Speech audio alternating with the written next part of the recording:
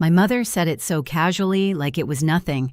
"There's just no room for the kids this year, Layla." Her voice was soft polite, like she wasn't cutting my children out of Thanksgiving again. I glanced at the photo she'd just posted, my sister's twins, smiling by the lake house fireplace. Even their golden retriever had a monogrammed blanket. My kids, not even a mention. That was the moment something in me went still. I didn't argue. I didn't cry. I just nodded, hung up, and bought something they'd never expect: a penthouse in New York with more space than their excuses ever had. And when they heard about it, their tone changed fast. "Layla, we're all coming to your place this year." "Sure you are." Before I tell you how that conversation ended, hit like and drop a comment telling me where you're watching from, because this time I finally made room for the truth. My name is Layla Carter. I'm 34, a mother of two, and the middle child of a family that never quite noticed I existed. My sister Natalie was the golden one, 3 years older born, with that effortless shine that made teachers, neighbors, and especially our parents fall over themselves to praise her. My little brother Drew was the baby, soft-spoken, and easy to love. And me, I was the quiet space between them, the reliable one who didn't cause trouble, but never quite earned applause either. We grew up in a tidy Connecticut suburb where lawns were clipped and people waved just long enough to keep up appearances. My father worked as an accountant. My mother taught 3rd grade. They loved structure, predictability, and reputation. At family dinners, the conversation always circled around Natalie, her perfect grades, her debate, trophies, her college plans. I learned early how to smile at the right time and pass the salt without being asked. When I left for college in Boston, no one really asked what I wanted to study. I picked finance because it was practical, solid, and somehow that practicality turned into passion. I built my career one long week at a time, late nights, long flights, climbing the ladder, until I became an investment director. Somewhere along the way, I met Aaron, my ex-husband. He was charming, ambitious, and for a while we made sense. 2 people with plans, goals, spreadsheets of dreams. We married young, bought a small house, had Lily and James, and I thought I had finally built a family where everyone had a place. But love is fragile when you're both exhausted. Aaron's work pulled him west, mine tied me east. He started chasing excitement. I craved stability. The divorce wasn't explosive, just cold papers, signatures, shared custody and silence. I kept the kids, the mortgage, and the routine. I became the kind of mother who packed lunches with notes and scheduled bedtime stories between conference calls. That first Thanksgiving after the divorce, I thought my parents would rally around us. Instead, my mother called the night before and said softly, "Maybe you should come alone this year, honey. It's crowded with Natalie's twins and the dog." The words slid in quietly but cut deep. I remember setting down the phone, looking at my children asleep on the couch, and realizing I'd inherited more than my parents' calm. I'd inherited their hierarchy. And I promised myself right then the cycle ends with me. The next few holidays followed the same cruel rhythm, an invitation that wasn't really an invitation, followed by photos that said everything they wouldn't. By the second year, I could predict the script before my mother even called. Her voice would tremble just enough to sound regretful. "Sweetheart, Natalie's bringing the twins again, and you know how your father gets when the house is full. Maybe next time." Next time never came. On social media, I'd scroll through pictures of their perfect gatherings. Natalie's children in matching pajamas. My parents beaming in front of a 12-foot Christmas tree. Even Bentley, their golden retriever, had his own stocking hanging above the fireplace. And every time my kids would ask the same innocent question, "Why doesn't Grandma want us there?" I never had a good answer. So I'd bake cookies, put on a movie, and pretend the 3 of us were too busy being happy to care. But when Lily once whispered, "Do you think Grandma likes the dog more than us that night?" I cried in the shower so they wouldn't see. Still, I kept playing the role of the peacekeeper. I sent gifts, texted updates, even offered to host. Nothing changed. Then came the 4th of July call. Layla, my mother began about the lake house weekend we're running out of beds. The basement flooded and the screen porch isn't safe for sleeping. It was so practiced, so rehearsed, I almost laughed. But I didn't. I just said, "That's fine, Mom. Maybe another time." Later that evening, Drew texted me, "You wouldn't believe it. They just redid the basement." New carpet TV and a game table for the twins. No sign of water damage. He sent a photo. Natalie's kids grinning in the room my mother had sworn was unusable. And in the background, a framed sign above the couch read, "Family makes this house a home." That picture burned in my chest. It wasn't about space. It never had been. It was about who they chose to make room for and who they didn't. The next morning, Lily overheard a video call with her cousin Emma. Emma's voice carried that practiced smugness only a 10-year-old who'd learned it from her mother could manage. "Grandma says your apartment's too small for big dinners," she teased. "She likes coming here better." I froze in the hallway. Lily hung up quietly, then turned to me with those wide, searching eyes. "Mom, is that true?" I knelt beside her. "No, baby. Our home is just right for us. Some people only see value in what looks big, but they forget what's real." That night, I couldn't sleep. I stared at the ceiling and realized something simple but irreversible. I was done being grateful for scraps of affection. They'd made it clear my children didn't belong in their house. So I decided I'd build one they'd never forget. When you've spent your whole life being the one who stays quiet, there's a strange calm that comes before you finally stop. That calm found me the night I opened my laptop and searched for New York penthouses for sale. I wasn't looking for luxury, I was looking for a reset. The next few weeks became a secret mission. Between school drop-offs and investor meetings, I toured apartments online with my financial advisor, Jennifer Torres. "You're in a strong position, Layla," she said, scrolling through listings. "You could buy something incredible." I did. A 4-bedroom penthouse on the Upper East Side, floor-to-ceiling windows, a rooftop terrace, a kitchen that gleamed like a promise. I pictured Lily's art supplies spread across the dining table, James building Lego towers in the sunlight. Space. Real space. Not just square footage, but belonging. I didn't tell my family. I didn't tell anyone but Tyler, my oldest friend. When I showed him the photos, he just whistled. "This isn't revenge," he said. "This is evolution." By fall, the kids and I were spending weekends in the city. We decorated slowly, plants, cozy rugs, rooms that felt alive. Lily painted a mural of Central Park across her bedroom wall. James wanted constellations on his ceiling that glowed when the lights went out. One night, standing on the rooftop with them, I looked over the skyline and thought, they'll never be able to say there isn't room again. And then the phone rang. My mother's number. "Layla, about Thanksgiving," she began, her tone overly sweet. "We're hosting again, but Natalie's bringing the twins and the dog, so it might be a little tight." "That's okay," I cut in, my voice steady. "I won't be coming this year. The kids and I are hosting Thanksgiving at our new place in New York." A pause. Then curiosity flickered through her politeness. "New place? Yes. A penthouse on the Upper East Side." There was a beat of silence long enough to hear her mind rearrange itself. "Oh my goodness, Layla. That sounds spectacular. Perhaps we could all come there this year instead. You have the space now." There, it was the shift. Years of no room vanished the moment there was something they wanted.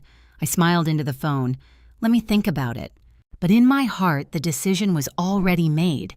They'd mistaken my silence for weakness. Now they were about to learn the difference. The next few days felt like déjà vu, only this time the tone of every text was different. Polite, eager, fake. First came Natalie. "Mom says you bought a penthouse on the Upper East Side. Which building?" I gave her as little as possible. "Just moved in," I replied. "We're keeping it simple this year." "Perfect," she texted back. "The twins have always wanted to see the Thanksgiving parade in person. We'll stay with you, it'll be fun." Then came my father. "Your mother and I think it would be wonderful for everyone to celebrate together at your new place. We can bring dessert." Even relatives I hadn't heard from in years started sending messages. "We'd love to see your new home, Layla." The same people who couldn't make room for my children suddenly found all the space in the world for themselves. Tyler shook his head when I told him. "They're not coming because they love you," he said. "They're coming because they love how it looks." He was right. When my father called again, his voice carried that old authority, the one that used to make me fold.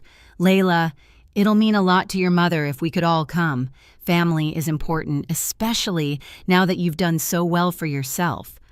I let the silence stretch. "You mean now that I finally have something you respect?" Don't start that again, he said sharply. We love all our children equally. Equally, I repeated, tasting the word like something sour. Is that what you told Lily and James when they slept on air mattresses while Natalie's dog had my old room? He started to sputter, defensive as always, but this time I didn't fill the quiet. I just said, Dad, anyone who didn't make room for my kids before doesn't get a seat at our table now. I hung up before he could respond. The morning of Thanksgiving arrived crisp and bright. The terrace glowed under the November sun, set with candles and white linen. Tyler and his wife were already there carving turkey and laughing with the Johnsons, our neighbors from Boston who'd made the trip. Drew showed up last, holding flowers and guilt in equal measure. I should have said something years ago, he said quietly. You shouldn't have had to go through that alone. Then don't let it happen again, I told him. By mid-afternoon, the place was alive with the kind of warmth I hadn't felt in years. Laughter, music, kids chasing each other through hallways too big for old pain. Lily moved confidently among the guests, proud of the place cards she'd made by hand. James gave tours of his glow-in-the-dark ceiling like a proud realtor. At 4:30, the elevator chimed. My parents stepped out holding a pie and a forced smile. Layla, my mother said, breathless, "This is extraordinary." "Thank you," I said evenly. "Dinner's over, but you're just in time for dessert." They exchanged a glance, realizing this wasn't the triumphant arrival they'd imagined. When Lily and James appeared in the doorway, everything went still. My father cleared his throat. "Lily, James, we wanted to say something." He knelt down, awkward, unused to the position. "We haven't been the grandparents you deserve. We made excuses instead of space. And that was wrong." My mother's eyes filled as she knelt beside him. "Can you forgive us? We'd like to do better if you'll let us." The room held its breath. I didn't say a word. This moment wasn't mine to answer. Lily looked at me, then back at them. "Will you come to my art show next month?" she asked softly.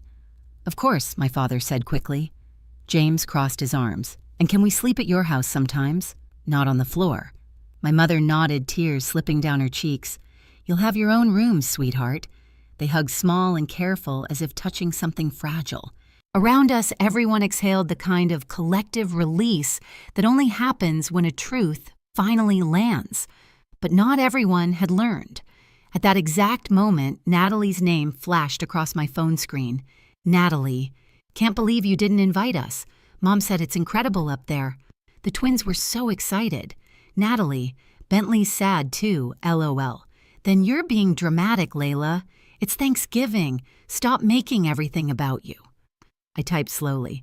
"Actually, Natalie, for once, it's about my kids. And if you ever want to be part of their lives again, you can start by apologizing to them, not me." She didn't reply, but I saw her typing bubble blink vanish, then return like someone choking on pride. When I looked up, Drew had been watching me. "She'll never admit it, you know," he said. "I know," I replied. "But that's her burden, not mine." Outside, the city hummed beneath the fading light. From the terrace, we could see the edge of Central Park glowing gold. Lily leaned on the railing beside me. "Mom, it feels good here," she said. "It does," I agreed, "because everyone here wants to be." My father joined us, quieter now, smaller somehow. "You've built something beautiful, Layla," he said. I nodded. I built what I needed. He looked out over the skyline, eyes distant. "Your mother and I, we thought we were doing our best." "I know," I said softly, "but good intentions don't fill empty chairs." Behind us, laughter rose again, real, unforced, echoing through the open doors. I took one last look at the table where my children's names were written in their own handwriting. Lily, James, always room for us. And for the first time in years, that sentence felt true. Over the next few months, the air between us shifted in small but undeniable ways. My parents started calling, more often not to pry, but to ask about the kids. True to their word, they came to Lily's art show that December. My father stood in front of her watercolor of Central Park and said quietly, "She's got your eye for detail." It wasn't much, but it was the first honest compliment I'd heard from him in years. They began showing up for the little things, too. James's school play weekend lunches, even helping with science projects over video calls. It was awkward at first, like strangers learning a new language. but each time the edges of old resentment softened just a bit. I didn't rush it. I let them earn their way back, one consistent gesture at a time. Drew became a steady presence visiting the penthouse whenever he could. He'd bring groceries, play board games with the kids, and tell me stories about how Dad had started clearing out the old lake house. How he'd finally removed that framed family makes this house a home sign. He says it never sat right with him after what happened, Drew told me. Maybe guilt could be useful when it finally turned into reflection. Natalie stayed silent. There were no apologies, no olive branches, just distance. And honestly, that was fine. Not every story needs reconciliation. Some just need closure. My kids stopped asking about her and I didn't bring her up. Peace sometimes means subtraction. Professionally, things bloomed. The firm promoted me to managing director, and I started mentoring younger women who reminded me of myself, ambitious, talented, trying too hard to fit into spaces that didn't deserve them. I told them what I'd finally learned: never beg for a seat at someone else's table. Build your own and set the rules yourself. One Saturday in early spring, I woke to the smell of pancakes. Lily and James had taken over the kitchen flour on the counter, laughter spilling across the marble. When I asked what the occasion was, Lily grinned. "We're practicing for next Thanksgiving," she said. "We're hosting again, right?" I smiled. Always. As we ate breakfast on the terrace, sunlight spilling through the city haze, I thought about how far we'd come from sleeping on air mattresses to building something no one could take away. It wasn't the penthouse that made it feel whole. It was the peace, the laughter, the certainty that in this space, every inch belonged to love. That spring evening, I stood alone on the rooftop as the city lights blinked awake one by one. The terrace was quiet now, except for the faint sound of my children laughing inside. For years, I had mistaken silence for peace, thinking that if I didn't fight back, things would stay calm. But peace without respect is just suppression, and silence only protects the ones who hurt you. I thought about all the no-room excuses, all the holidays I'd spent pretending it didn't sting. They'd taught me something I never learned in business school: boundaries aren't walls. They're doors you decide who can walk through. Downstairs, Lily and James were setting the dinner table, 2 plates, a vase of fresh tulips, place cards they'd written themselves. Mom James called, "We saved you the best seat." I looked at those little cards, always room for us, and felt the kind of warmth that doesn't depend on anyone's approval. So if you've ever been the one left out, the one told there wasn't space for you, remember this: you don't need permission to take up room. You build your own table. You decide who earns a seat. If this story resonated with you, drop a comment below and tell me where you're watching from. Have you ever had to stand up to your own family? I read every message, and your stories remind me none of us are alone in this. Hit that like button. Subscribe for more real stories about family and quiet revenge, and never forget the most powerful room you'll ever create is the one you make for your own self-respect.